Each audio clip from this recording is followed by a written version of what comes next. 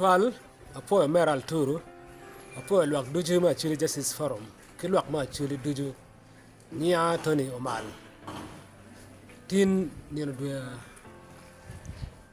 apa via bichel. Me duma bor ma kali bari yogi pieri bangwen. Pikare malaj, tin wa tamane wa mi lok mugo ma chichego. Kono wa dwa ko teach. Keep watch. Machela Acholi Justice Forum. Wuru ngeo idime achiel limwagani wan wabedo ki lok ma umegi wa aki Lamwo ikine ti district speaker me Lamwo ma lok ma wuru ngeo por karwa luoni Balaalo versus Acholi no bedo tie Lamwo ma gen gi mago gi kele gi orkol gi bedo gi chwalo gi riman pa gi bedo ka wer ko gi korchi Acholi Justice Forum ki lok duju ma Acholi gu bedo ka chung kedwa ma chalo tela ma Acholi Justice Forum dano gu tiu tit ma papat dano miyo kony yo me lega yo me bedo ka limo gen lutino wane magi ti orkol gi kom gi dano bedo ka were kot dano bedo ka miyo chente dano miyo mich duju ma papat ma gen gi twero chi miyo tin wa tamo ni wa kwany kar wa dwak foj eni bod lwako ko duju jo mago miyo mich jo miyo kony jo mo chung kweba yo ma papat gino miyo tin wa tamo ni wa mi foj pien lok pa lutino wa cha me Lamwo district speaker gi jo mo kene ni kot do ti ko bae ne wa gino ko bir gi pe gi lok mai kom gi chi dano ka tiyo gi mabe o mir gi po chi wa tika dwa ko foj ka chil gi ko tit pa Acholi Justice Forum fo to twal le ba me te gi gwa be le tua Acholi ana mi ro yi mata ka da tua ya Acholi ka gen mabe time Acholi dwa ko foj ki amero wotuni ameta fu mata ka da kar ma wan don duro di duma che wono wuni report nege magalo tiang ma megwa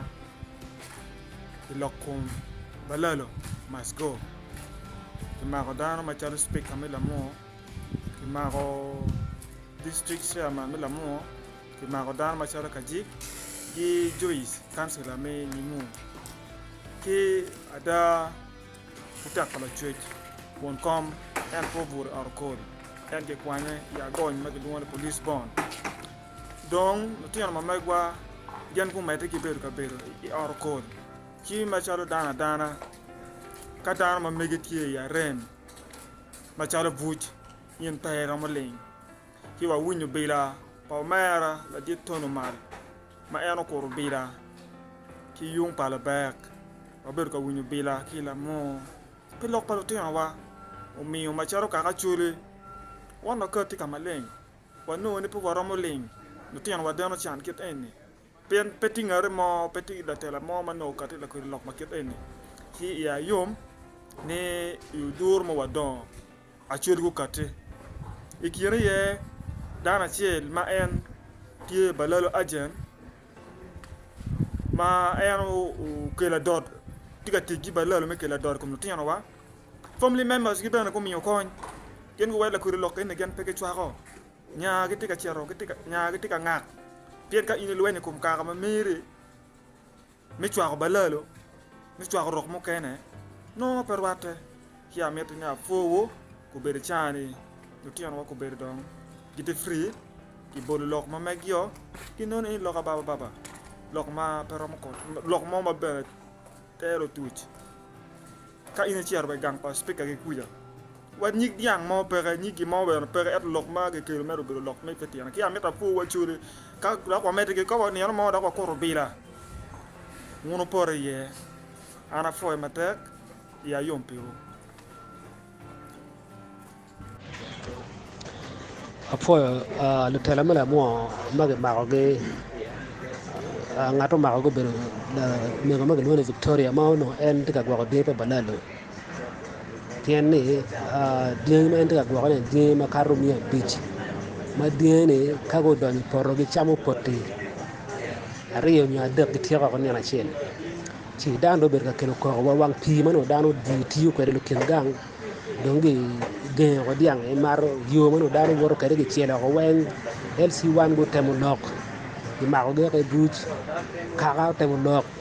Victoria ko yini do kaga mi no do akore bo no tela do biro ko ni chilo tela biro ko ne ko ngi biro pin ro ta Victoria ben Victoria ben ko ye ro ta gi tela ci mio endo cero kerkesi come tela ne go dani gange ya li go balo jemi ne go ne ko lene go toro gange go kela dot ma pon mio ki ma ko tela eni mana ye kit ma ko kes fa kira ma ko chawa kes a bit okay kes en ke kwa de bore ni na di kes so bera bit ya fa ne ke bore de mo ka te dwe di boldi ni perde mi dwe mo ka te ni perde mi dwe mo ka te nono ne mage bore kes en ye lok ma ina ramo karna ki lok ma me